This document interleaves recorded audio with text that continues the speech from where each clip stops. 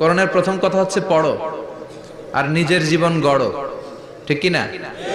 পড়তেই হবে আপনাকে, না পড়ে উপায় নাই। যখন যে অবস্থায় থাকবেন পড়বেন। জীবনে আমি আমার একটা কিছু মটো আছে, লক্ষ্য, এটাকে খেয়াল করে আমি চলি।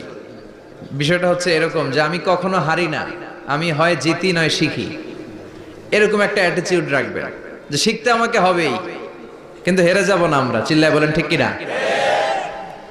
এবং শিখাটাই আপনাকে মুক্তি দিতে পারে।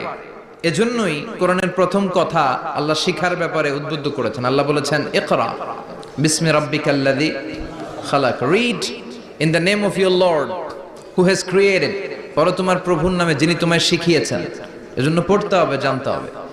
আসেন আমরা সরাসরি মহাবিশ্বের মহাবিশ্বয় মহাগ্রন্থ আল কোরআন থেকে শুনি। উদ্দেশ্য হচ্ছে যে